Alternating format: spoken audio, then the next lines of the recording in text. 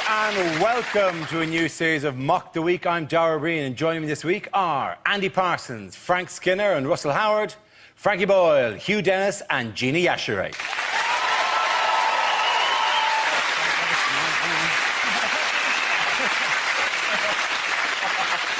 We start with a round called If This Is the Answer, What Is the Question? On the board are 6 categories. Gina, which category would you like? Entertainment news. OK, entertainment news. The answer is 50 nights. What is the question? Is it how long does it take me to successfully build an IKEA wardrobe? Is it if an MP spent one night in a hotel, how many nights would he claim for? Is it how much of a start was Stephen Hawking given at this year's London Marathon? Oh, and so it begins! And so it begins! The show has been going 10 seconds. How many nights per year does the Queen sneak away to do karaoke? under the alias of Big Mama. Is it how many late shifts would you have to do at B&Q before you came to dismiss life as a grotesque pantomime? Is it dogs often go to fetch help when their master is in trouble? How long would you have to be lying dead before your cat gave a shit?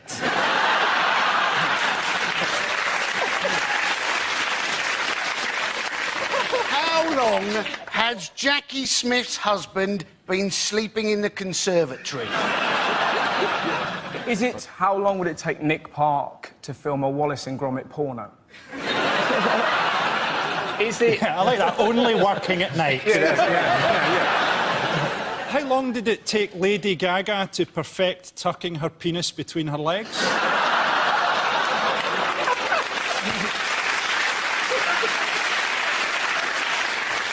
Is it which themed disco evenings have the most restrictive age policy?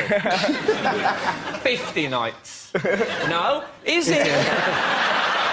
Is it how long before we get the right answer to this one? I think I've got the right answer. No, don't do that. I haven't done a funny one yet. Stick around, right? Is it generally speaking what separates 51 days? You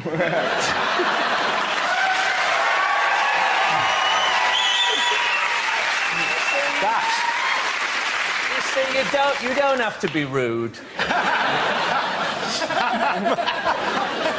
Is it the number of nights that Michael Jackson was going to play the O2 Arena? It is, of course, absolutely. Thank you very much, Dan.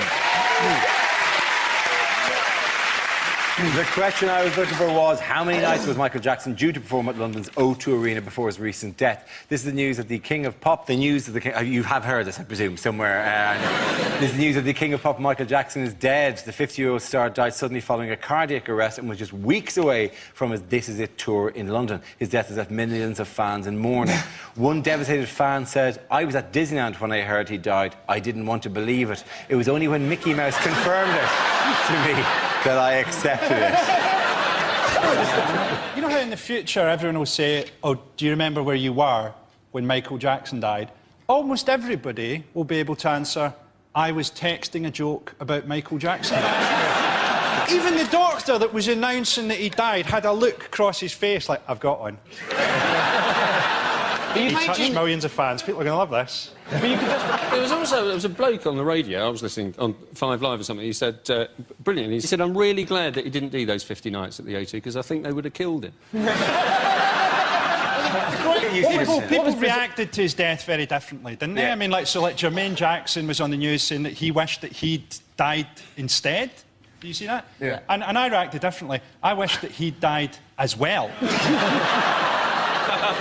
There are, now that he's dead, 13 singles in the top 40. So the Spice Girls, they know what they've got to do, don't they?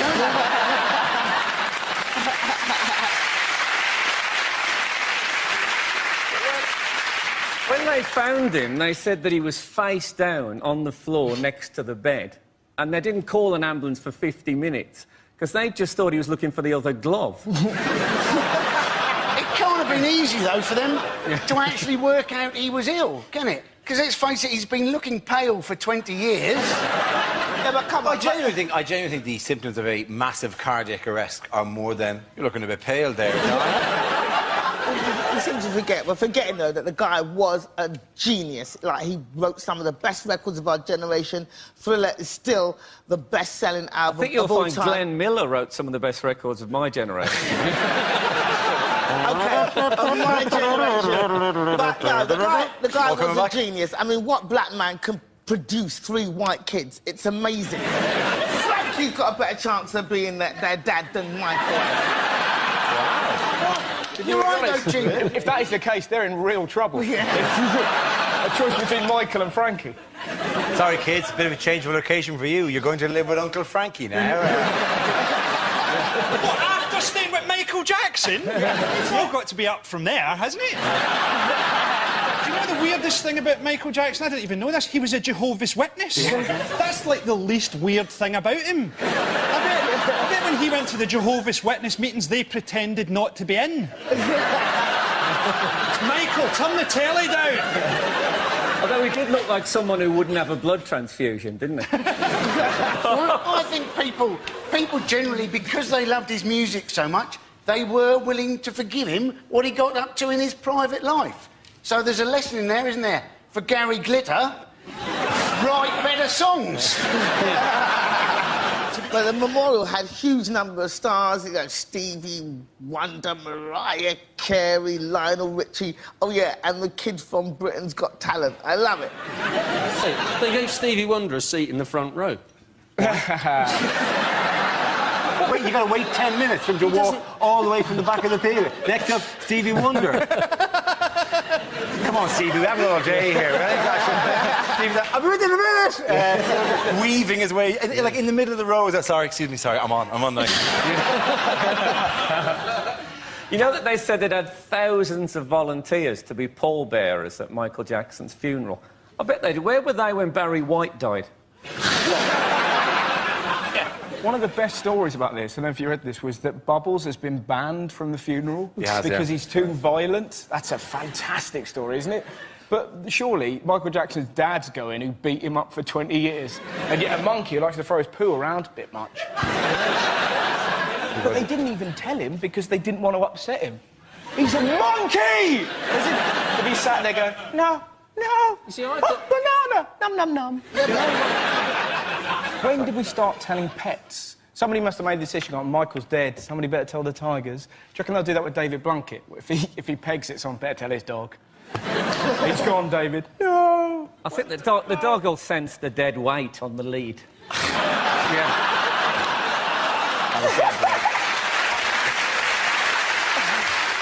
I think he should have left Bubbles to Diana Ross. Because it's great. He left the 3 kids to Diana Ross and she didn't know. That's a... They're going to turn up and she's going to go, what is it, trick or treat? No, we always wear these. Right? He's left his kids to Diana Ross. She doesn't know. It's like, he didn't we should all do her. it. Let's all put that in our... Like, it's be like Rick rolling. It would be great, though, if we did leave everything to Diana Ross, if everyone in the world got together, just leaving anything, you know, like a bugle or a flute, just so that she'd be sat there going, this is ridiculous. I feel like I'm in the middle of a chain reaction. Do you think?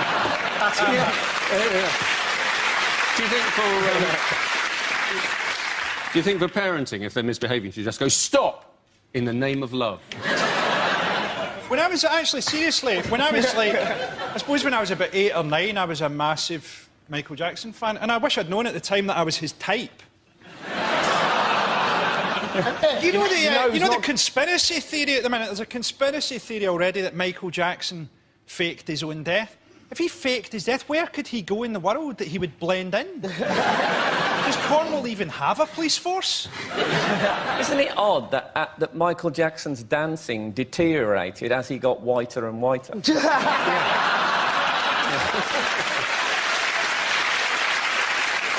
the end of that round, ladies and gentlemen, the points go to Russell, Frank and Andy! Now we play a round called Don't Stop Till You Get a Laugh. This game involves Frank, Andy, Frankie and Russell, so if you could make your way to the performance area, please. This is where we test our performers' stand-up skills. We spin our news generator, it settles on a topic, and anyone can volunteer jokes about the chosen subject.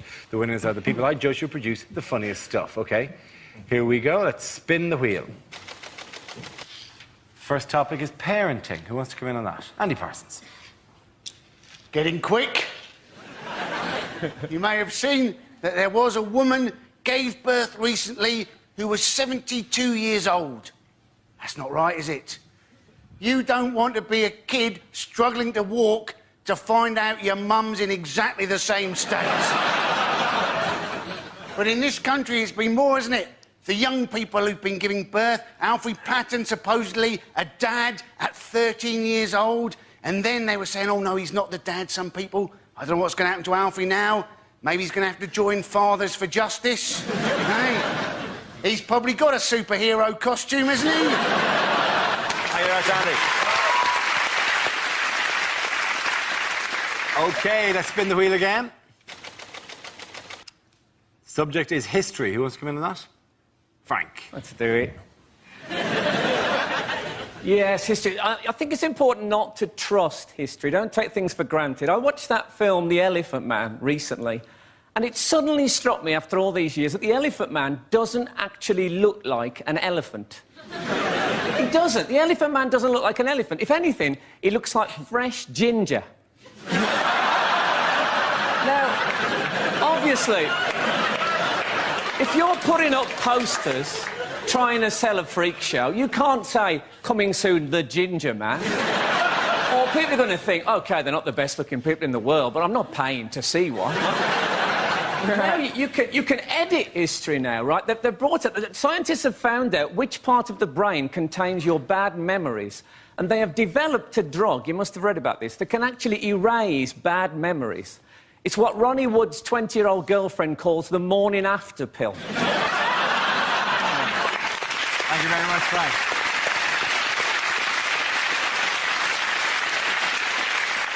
That leaves us with Frankie and Russell. Let's spin the wheel. Next topic is Britain's Got Talent. Frankie. Yeah, I actually watched this series of Britain's Got Talent, or as I think it should be renamed, How Bored Are Britain's Women and Homosexuals? Susan Boyle, to me, looks like Gordon Brown playing Mrs. Doubtfire.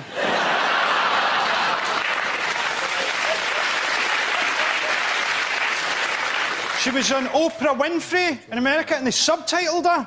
And people in West Lothian, where she's from, were absolutely horrified, as many of them can't read. She says that she's never been kissed. And on that evidence alone, Scotland's alcohol problems are not as bad as first thought.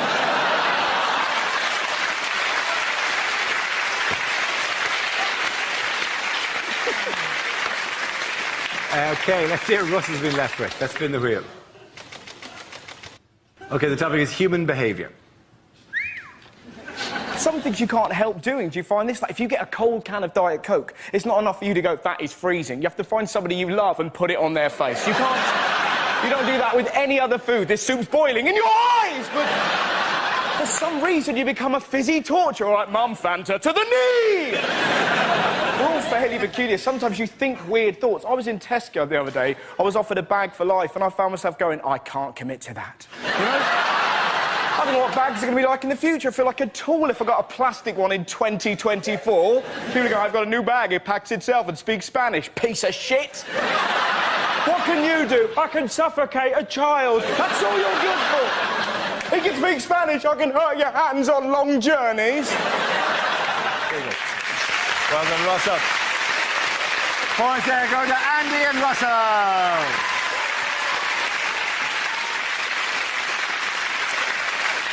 Our next round is called Headliners. Here's a picture of Centre Court at Wimbledon. But what does RBWF stand for? Is it really boring watch football? Regular bunch of white folk. Is it? Russin' bussin' winner Federer. Bossing women feathers. What's that then? What is that? Is that like I think that's from Scooby-Doo. As Captain Caveman commentating on... Is it replace balls with fruit? All right, let's move towards the correct answer if we can, really please. both Williams's fellas? Is it simply rich bastards watch final? There's a touch of that, all right, yeah. Excellent. More tennis for the people. For those, is it record-breaking Wimbledon final? It is record-breaking Wimbledon final. Thank you very much. You'll watch it. We're excited. Do you know the most amazing thing about the final? Tim Henman commentating on the final. What does he know about it? To be honest, none of us were interested. As soon as Murray got knocked out, we weren't bothered. And it was hilarious how fickle we were. We were like, come on, Andy, do it for Britain. Game, set, match, Roddick. You Scottish bastard! Straight away. Andy Murray, I think, is, like we've got to admit, is a brilliant British #1. Yes. We're not taking anything away from him. But let's not forget, the British #2 is actually Adrian Chiles. And the #3 is just the concept of disappointment. For many years, there wasn't a British #1. It just started at 2. Did you see the other British guys that got knocked out in the first round? Some of those guys turned up with snooker cues. I mean, you're right, Frankie, because I, in fact, had 2 weeks at the David Lloyd Tennis Centre, and I'm now Britain's #6. It's not just Britain that's bad, though. What happened to the lesbians? They used to dominate Wimbledon. Where are they now? Well, I really miss that smell of pipe smoke in the ladies' locker room. What I like about Andy Murray, right, is he's like beyond Scottish. He's like almost translucent. He's like a living porridge. Sometimes the sun would strike him in a certain way and he'd cast a rainbow against the scoreboards. No wonder people couldn't beat him. They couldn't see him. It must have been like playing Predator or something. If you watch Wimbledon, I loved it. It was really great because the cameramen this year were proper perverts. Yeah. Every time a point was played, they're like, right, let's have a look. She will do. Did you see there was one clip where this girl with massive tatty bojangles was literally jumping up and down? Yeah, I saw that. In slow motion going... And McEnroe actually said, God damn. Yeah. And it was literally the highlight. I'm not to be honest, Mike, I watched that in high def, and in 1080, that was phenomenal. They always cut to the beautiful wife or girlfriend in the box. They always do that. I wish... Now, looking back, I'd really tried at tennis and got to this level, and then I'd have gone out with the fattest pig I could have found and sat her up there. So they said, oh, Skinner playing really well, and there's his... Oh, my God. Looks like he's given her a few backhanders. We've been out to see at Batty Bojangles, or what are they called? What's Tatty Bojangles? But the thing is... The best thing about... You don't use that during love play, I hope. I'm talking about my girlfriend. It sounds like an imaginary friend a child would have who behaves inappropriately. Oh dear, Mr. Tatty Bojangles is here again. I'll never be able to get to sleep tonight. Who spilled the milk on the floor? Tatty Bojangles. Anyways, the other great thing about the cameramen is some of the replays were outstanding because for some reason Wimbledon seemed to employ the oldest ladies they could to be line judges. So these poor women haven't got a chance of getting the way out of these 137 miles per hour serves. There was one old woman, you could literally see it just go whack and smack her in the face, and they replayed it. Just see this poor lady go... And all the... Get work, love. Well, I've got Spalding on my face, so no! I love the screaming, you know, the screaming and the grunting. Actually, the neighbours asked me to keep it down. In the final, they cut to a shot of Woody Allen and Soon Ji sitting in the crowd. And I was trying to read his lips, and it looked like he was saying, no, don't buy an ice cream. That just makes me look like a... Don't buy an ice cream. And will you stop calling me Dad? Everybody was interested in when the roof closed, and I thought, that's not the exciting bit. The exciting bit is when the roof opens and the umpire's chair goes back and Thunderbird 1 takes off. Well, that was the thing, wasn't it? They said the roof would stop moments like Cliff Richard singing because it was raining. You think, that's a lot of expense to go to stop Cliff Richard singing. You can get a gun in Brixton for 60 quid. What I love about Wimbledon in general, it's the only sport that has its own fruit. You know, strawberries. Imagine doing that at Millwall. Lovely game. Guava? What is the grunting about? I'd like to see them doing it in, like, the snooker or something. Yeah.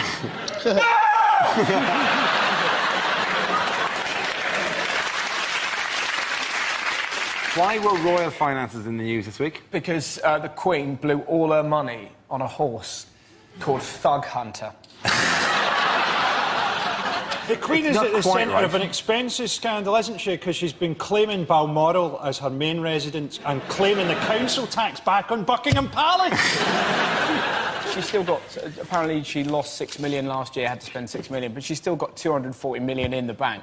She's not going to turn up for the Christian speech next year wearing a shell suit going, it's been a tough year. Philip got a job writing for the BNP. You think it... Although, in fairness, they've taken her eyes, which is a bit... She does look like a cartoon character who's seen a sexy cartoon character. And I think the Queen could print more money anyway. All she really needs is a profile shot and a photocopier. And, They say the Queen spent £14,000 on a train journey from London to Liverpool. And that's what happens if you let an old-age pensioner use the self-service ticket machine. Yeah. But it's not, in fairness, it's not the Queen. It's the other, like Princess Beatrice. She's at university at Goldsmiths, and we're having to spend 300 grand on doing up her student digs. It's ridiculous. What kind of note is she going to leave on her fridge? Somebody had the quail's eggs.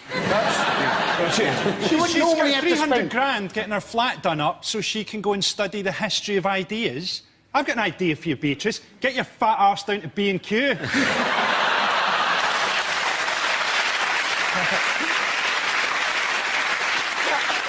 Well, the fact is, they're always getting on about whether the royal family is actually value for money, but at the end of the day, we do get a lot of tourists coming in. If you just go to Buckingham Palace on any day and you see the number of tourists gawking at it, I mean, I don't think you can still get the same numbers if they turfed out the royal family and turned it into a giant Lidl. Do we need a royal family to attract American tourists? Have you seen those people? You could attract them with a balloon on a stick.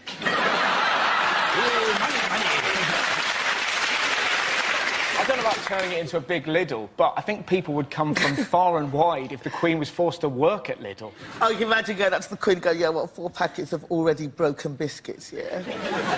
Do people still actually buy already broken biscuits? Dara's hardly going to know the answer, is he? Let's be honest, the new slim Dara doesn't know anything about biscuits. Look at him. I didn't even recognise the word biscuit. He looks like a Russian bodyguard. No actual... I think we should have started the show with you just in front of the camera, just doing a gun show like that. You like that, nation? They call me Vladimir. He looks like a Russian bodyguard, doesn't he? I don't know if you realise the story behind this, but Dara's lost weight because he's been on the Irish version of I'm a Celebrity, which is set during the potato famine.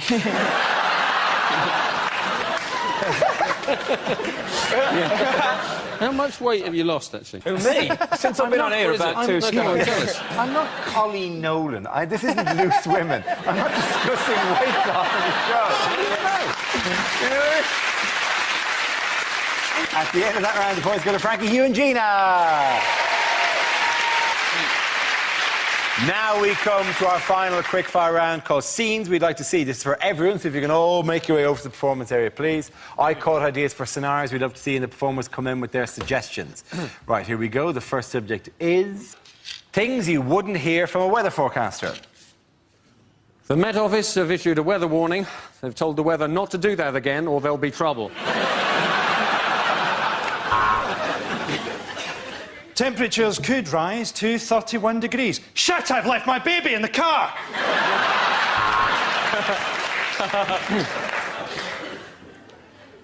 A hurricane tonight will be caused by low pressure and God's hatred of homosexuality.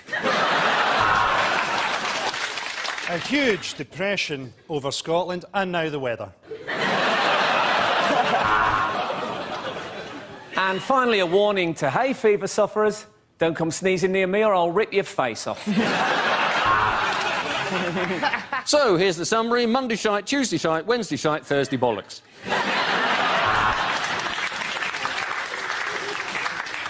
The humidity's rising. The barometer's going low. Tonight, for the first time, just about 10:30, it's going to start raining men.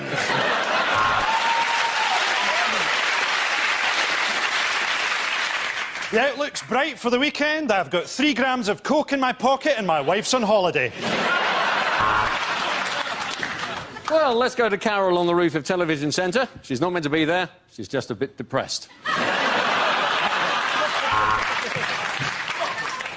This part of the country is going to stay hot and wet for quite some time because that's where my girlfriend lives. Oh, yeah. So, it's going to be between 17 and 21, but Berlusconi won't date older than that. It was raining cats and dogs last night. I should know. I was throwing them off my roof.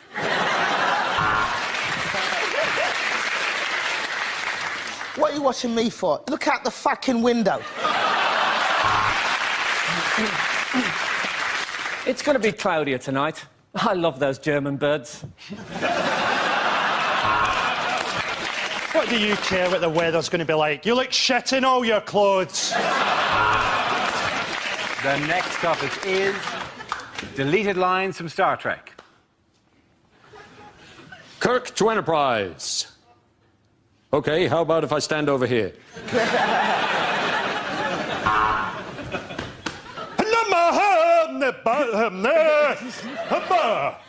Scotty, that's the most convincing your accent has ever been. Captain, I can see an alien ship approaching. It's not showing up on the radar. It's a circular vessel, some sort of lettering and number... Oh, no, sorry, it's my tax disc.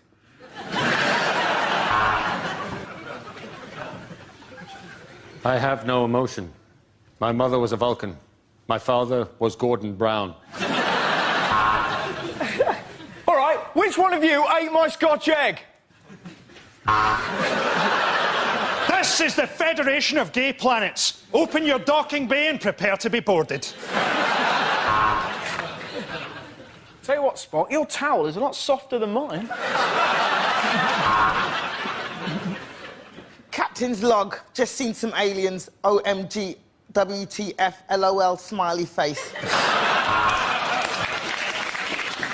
Who are these terrifying aliens? You can't call them that anymore, Captain. It's Uhuru and Sulu. Welcome to the SS Enterprise, Mr. Eccleston.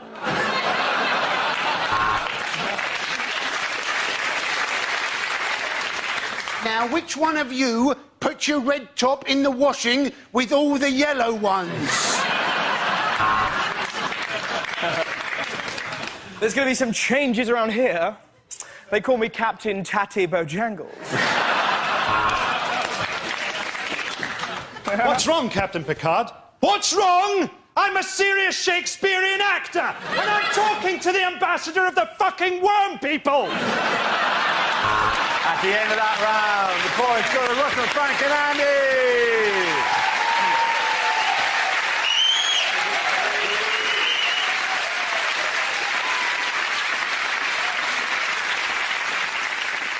That's the end of the show. This week's winners are Andy Parsons, Frank Skinner and Russell Howard.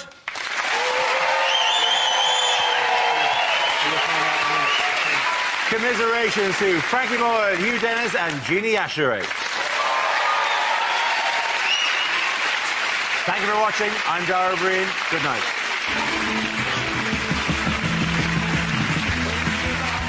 More comedy to come here on BBC Two, and some serious news about toast with that Mitchell and Webb look next tonight, and then paying homage to Hitchcock's Psychoville's take on the classic film Rope at 10.